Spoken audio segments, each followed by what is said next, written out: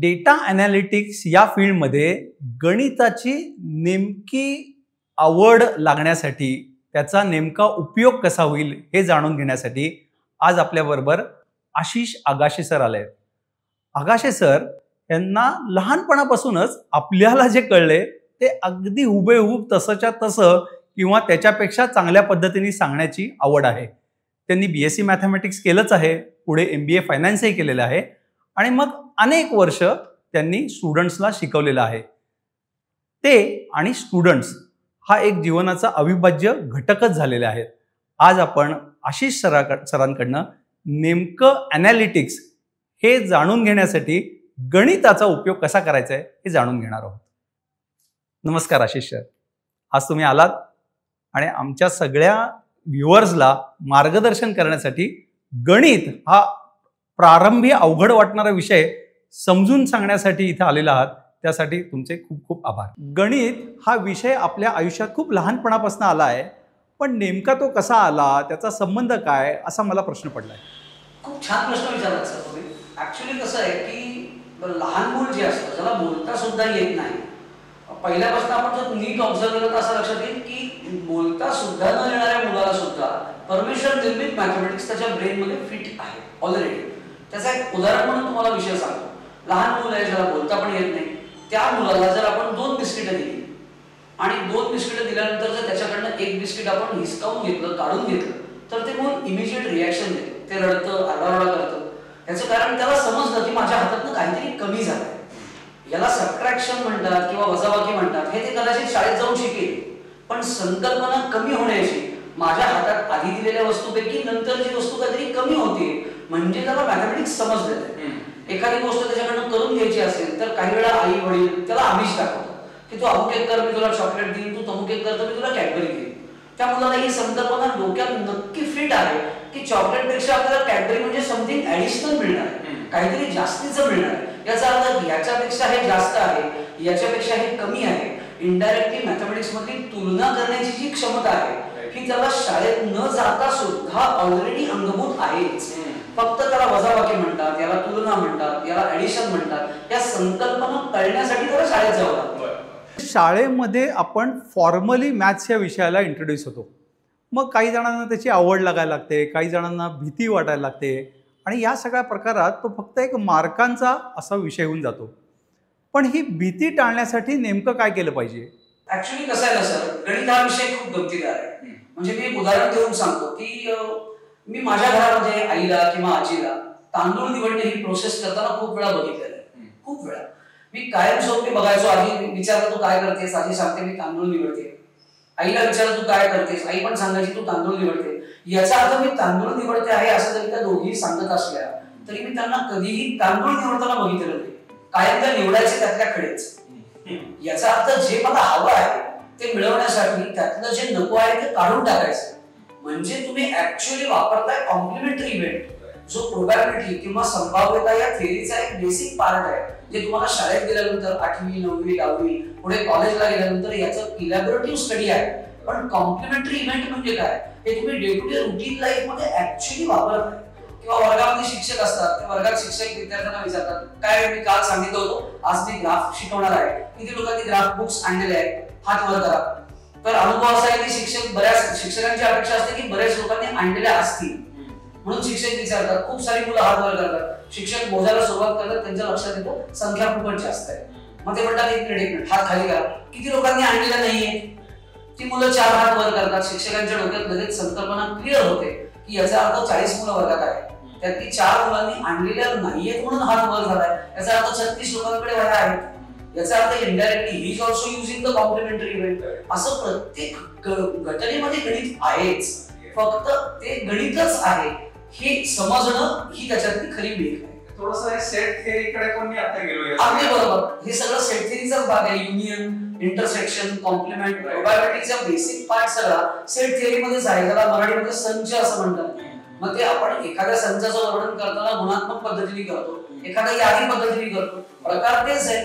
काही घरामध्ये सुद्धा मी वस्तू ज्या ठेवलेल्या असतात त्या घरातल्या वस्तूंची जी मांडणी आहे ती सुद्धा गुणात्मक पद्धतीनेच केली गेलेली असते. मी फ्रीज मध्ये कधी चप्पल नेऊन ठेवत नाही. याचा अर्थ फ्रीज मध्ये काय ठेवायचं ही संकल्पना माझ्या डोक्यात तुमचं हे प्रकरण न शिकता सुद्धा फिट आहे. बरोबर. चप्पल स्टँडवर काय ठेवायचं, मी तिथे कधी ब्रेड घेऊन ठेवत नाही. त्याचं कारण तिथे काय ठेवायचं ही संकल्पना मी संच या प्रकरणाला अभ्यास करण्याच्या आधीपासून डोक्यात फिट आहे. मला म्हणायचं एवढंच आहे की गणित आपल्या day to day routine life मध्ये सकाळी उठल्यापासून रात्री झोपेपर्यंतच्या प्रत्येक ऍक्टिव्हिटी ऍक्च्युअली भिन्न आहे. फक्त हे गणित आहे ही समजणं ही त्यातली मेघ आहे. मी मगाशी म्हटल्याप्रमाणे म्हणजे मॅथ्स खरं तर आपल्याला पहिल्यापासून माहितीच होतं. मग आपण त्याला फॉर्मली शाळेमध्ये इंट्रोड्यूस झालो. मग हळूहळू समजत समजत आपण ते शिकायला लागलो. मग कॉलेजमध्ये आपल्याला असं वाटलं की हे तर आपल्याला माहितीच आहे, कारण त्याच्या टेक्निक्स आपल्याला काही कळाल्या.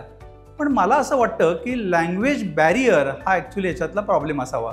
म्हणजे काही शब्द जर आपल्याला मातृभाषेतच कळाले तर मग आपल्याला ते शिकायला थोडं सोपं जाईल, नाही का? तुम्हाला संकल्पना क्लिअर असेल ना तर मग शब्दांचं गारुड डोक्यावर होत नाही. प्रॉब्लेम हा आहे की आपल्याला बऱ्याचशा गोष्टी संकल्पना समजण्याच्या ऐवजी जेव्हा आपण नॉलेज ओरिएंटेशन करून एक्झाम ओरिएंटेशनकडे जातो तेव्हा बऱ्याच वेळा विद्यार्थ्यांकडनं किंवा अभ्यागतांकडनं ही चूक होते. बरं, दुर्दैव असं आहे की त्याला मी एरर म्हणेन. It cannot be treated as a mistake, कारण ती घडते आहे हे पण कळत नाही.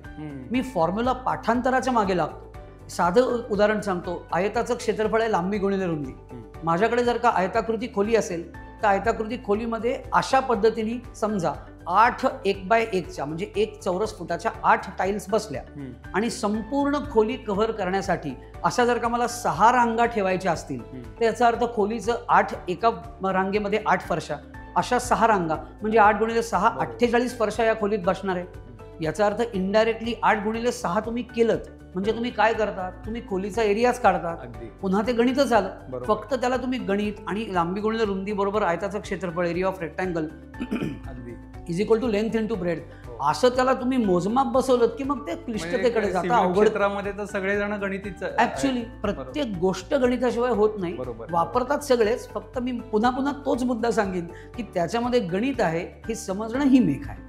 आता हे लक्षात येत आहे की आवडीने जर प्रत्येक गोष्ट त्याच्या ॲप्लिकेशन एरियाज डोक्यात ठेवून जर शिकलो तर ते आपल्याला नक्की समजणार आहे. अगदी बरोबर. आता साधारण अनेक लोक हे सगळं शिकतात, ते आयदर हॅपी असतात किंवा बाबा सुटलो असं म्हणत असतील. पण भरपूर लोक आर अवेअर अबाउट मॅथमॅटिक्स. अगदी बरोबर. त्यांना मॅथमॅटिक्सची संकल्पना कळलेली आहे, गणिताची संकल्पना पटलेली आहे, हे सगळं ठीक आहे.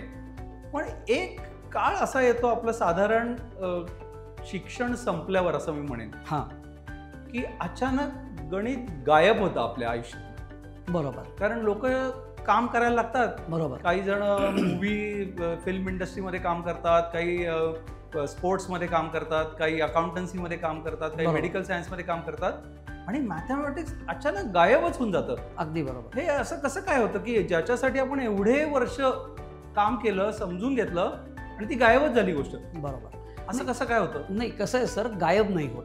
फक्त ते ऍप्लिकेशन ओरिएंटेशन मध्ये तुमच्या समोर येतं. कालपर्यंत तुम्ही मॅथमॅटिक्सला ज्या अवतारामध्ये बघितलं होतं तो त्याचं अटायर बदलून आल्यामुळे हे गणितच आहे हे आपल्याला ओळखू येत नाही. एक उदाहरण सांगतो. माझ्याकडे आत्ता माझ्या ऑफिसमध्ये थोडंसं किरकोळ फर्निचरचं काम चालू आहे. जे सुतार काका रोज येतात त्यांची मी एक दिवस सहज कुतूहल म्हणून पिशवी बघितली. तर मी त्यांना विचारलं, काका मी गणित हा विषय गेली इतके वर्ष शिकवतो आहे, माझ्याकडे गणिताचं जेवढं साहित्य नाही तेवढं तुमच्या पिशवीत आहे. तर ते मला म्हणले, सर ह्याला काय म्हणतात हे मला विचारू नका, याचा उपयोग काय ते तुम्हाला मी सांगतो.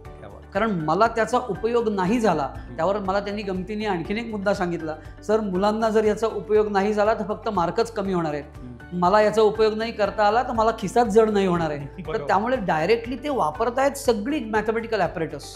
फक्त गंमत अशी आहे, तुम्ही मगाशी म्हणलात तसं, ज्या पद्धतीचं गणित शालेय जीवनामध्ये किंवा कॉलेज लाईफमध्ये आपण स्ट्रक्चर्ड मॅथमॅटिक्स बघत होतो, अमुक एक फॉर्म्युला, अमुक एक पद्धतीचं अॅनालिटिकल टूल, अशा पद्धतीने गेलो की तुम्ही फायनल डेस्टिनेशन आन्सरपर्यंत पोहोचणार आहात. त्या सगळ्या मार्गांच्या व्यतिरिक्तचा मार्ग शिक्षण संपल्यानंतर गणित तुमच्या आयुष्यात त्या मार्गाने येत असल्यामुळे मी गणित वापरतो आहे हे कळत नाही.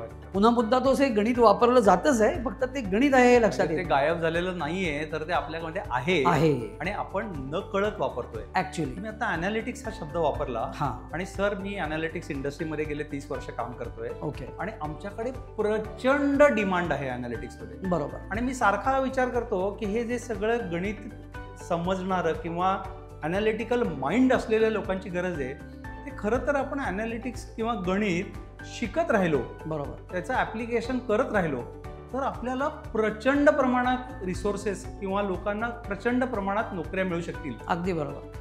तर हे ॲनालिटिक्स वापरण्यासाठी किंवा ॲनालिटिक्स फील्डमध्ये येण्यासाठी गणित येणाऱ्या किंवा आवडणाऱ्या लोकांना पुढे जाऊन नेमकं ॲनालिटिक्समध्ये येण्यासाठी काही मार्ग उपलब्ध असू शकेल का? हो, आहे ना. काय गंमत आहे, पुन्हा एक उदाहरण देतो म्हणजे जास्त पटकन कळेल. एक क्रिकेटची मॅच सकाळी टॉस उडवल्यापासून संध्याकाळी त्याचा निकाल रिझल्ट येईपर्यंत, म्हणजे आपण ज्या संघाला फॉलो करतो आहोत तो संघ जिंकेपर्यंत किंवा हारेपर्यंत जर आपण पूर्ण दिवसभर ती मॅच बघितली तर तुम्ही शालेय जीवनामध्ये बहुतेक स्टॅटिस्टिक्स किंवा सांख्यिकी या प्रकरणामध्ये जेवढे आलेख बघितलेले आहेत तेवढे किंबहुना त्याच्यापेक्षा जास्त ग्राफ्स तुम्ही एका वन डे इंटरनॅशनल क्रिकेट मॅचमध्ये दिवसभरात बघत असता. याचा अर्थ डायरेक्टली, बरं सगळ्यात महत्त्वाची गोष्ट अशी की यातले कितीतरी ग्राफ असे आहेत की जे अशा सर्व लोकांना समजतात ज्यांनी कधी शाळेची पायरी चढलीच नाहीये, ज्यांनी शाळेत सांख्यिकी या प्रकरण कदाचित ऑप्शनला टाकलं असू शकतं, पण त्यांना ग्राफ बघून समजतं की आत्ता ज्या अर्थी येलो लाईन ही सपोज ऑस्ट्रेलिया या टीमला त्यांची जर्सी येलो आहे, आपण वर्षानुवर्ष बघतो आहोत, तर त्यांची स्कोर लाईन दाखवणारी लाईन सपोज येलो आहे. भारतीय संघाची जी जर्सी आहे ती निळी आहे. निळी समजा भारत ऑस्ट्रेलिया यांच्यात सामना चालू आहे आणि निळी लाईन त्या येलो लाईनला क्रॉस करून जाते आहे, तर याचा अर्थ नक्की काय होतो आहे? ज्या अर्थी निळ्या लाईननी येलो लाईनला क्रॉस केलंय ग्राफमध्ये त्या अर्थी आत्ता आपला स्कोर त्यांच्यापेक्षा जास्त आहे. हे शाळेत न गेलेल्या माणसाला सुद्धा समजतं. ही त्याच्या मागची खरी गमतीदार गोष्ट आहे. कारण गणित समजण्यासाठी तुम्हाला साचेबद्ध गणित समजायची आवश्यकता नाही. आपण वेगळ्या वाटेने सुद्धा ते गणित बघू शकतो.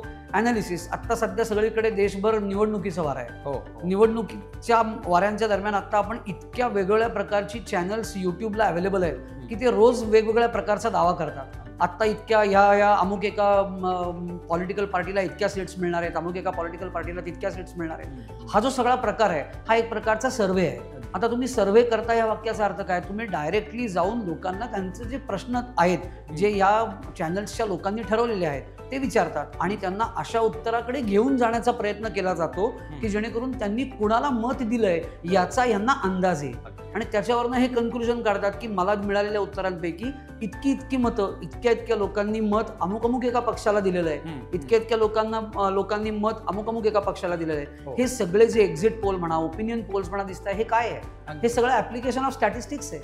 You are actually doing onsite sample survey. आणि आपण आता या सगळ्या गोष्टीत गणित वापरून किंबहुना आपल्याला माहिती असलेलं गणित वापरून आत्ता जे चालू आहे त्या स्टेटपर्यंत आलो असं आता मला वाटायला लागलं. अगदी बरोबर. आणि हे सगळं चालू असताना तरी सुद्धा तेवढे जॉब शिल्लक आहेतच अॅनालिटिक्समध्ये. निश्चित. मला असं विचारावं असं वाटतं की जे आता अकाउंटिंग फील्डमध्ये काम करणारे असतील, सेल्स फील्डमध्ये काम करणारे आहेत, किंवा अनेक जे अन्य क्षेत्र आहेत, परचेस असेल किंवा मेडिकल सायन्सेस मधलं बॅक ऑफिस असेल, या सर्व लोकांना आपण जर पुन्हा गणिताची छोटीशी आठवण करून दिली आणि ऍप्लिकेशन ओरिएंटेड डेटा अॅनालिटिक्स यांना जर शिकवलं तर हे सगळेच्या सगळे डेटा अॅनालिटिक्स फील्डमध्ये येऊ शकतील.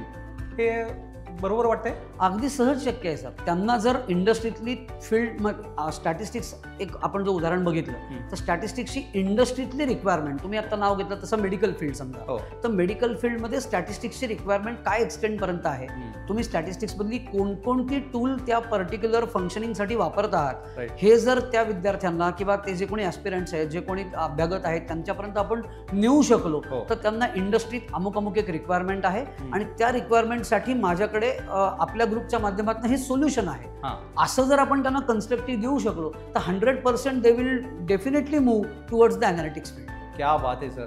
तुम्ही हे सांगितल्यामुळे खूप उत्साह वाढलेला आहे. मला वाटतं की जे प्रचंड प्रमाणामध्ये जॉब्स शिल्लक आहेत आणि मी किंवा माझ्यासारखे अनेक लोकांची वाट बघतोय आम्ही की कधी मिळणार आम्हाला लोक, ती खरं तर सर्वत्र अवेलेबल आहेत. आणि त्या सगळ्यांना जर डेटा अॅनालिटिक्स फील्डमध्ये यायचं असेल तर अगदी आपण जे शाळेपासून जे शिकलोय किंवा आपण जे जाणतोच त्या गणिताचा आधार घेऊन जर डेटा अॅनालिटिक्सचे सिंपल टेक्निक्स जर त्यांनी शिकले तर त्यांचा आणि पर्यायाने या समाजाचा उत्कर्ष नक्की आहे असं मला वाटतं. अगदी निश्चित. तुम्ही जाता त्यांना काय स्टेप्स सांगाल की हे जर का त्यांनी मार्ग अवलंबले तर त्यांना नक्की त्यांच्या करिअरकडे जाता येईल? काय आहे की सगळ्यात महत्त्वाची गोष्ट म्हणजे इंडस्ट्रीतली रिक्वायरमेंट काय आहे आणि मला कोणती त्या रिक्वायरमेंटला फुलफिल करण्यासाठीची क्षमता आत्ता तरी येत नाहीये. बरं. ते जर प्रत्येकाने अनालिसिस केलं, हम्म. पुन्हा शब्द मी वापरला अनालिसिस आहे, Analysis केलं. की ते जे अनालिसिस केलं, ज्याला आपण स्वोट अनालिसिस म्हणतो, हां. त्यातला माझा विकनेस नक्की कुठला आहे, हम्म. की इंडस्ट्री मी ज्या फील्डमध्ये काम करतो त्या फील्डमध्ये अमुक अमुक एक प्रकारचं गणित हवं आहे हम्म. आणि आत्ता प्रेझेंट सिनारिओला मला ते गणित येत नाहीये.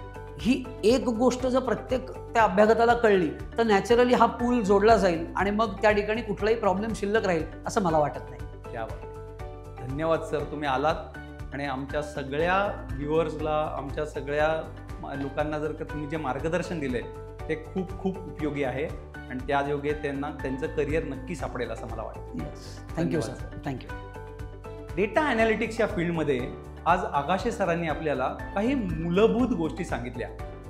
गणित जे आपण जाणतोच किंवा काही कालाने आपल्याला थोडीशी नाराजी झाली होती, ते अगदी सहजपणे आता आपल्याला अप्लाइड मॅथमॅटिक्स, अप्लाइड स्टॅटिस्टिक्स अशा पद्धतीने पुन्हा शिकून काही योग्य पद्धतीचे ग्राफ्स काढून आपण जे काही आत्तापर्यंत शिकलेलं आहात, काम करत आहात, त्याचा वापर करून आपल्याला डेटा ॲनालिटिक्स या फील्डमध्ये नक्की येणार आहे आणि त्यासाठी आजचा हा एपिसोड आपल्याला मार्गदर्शक ठरणार आहे.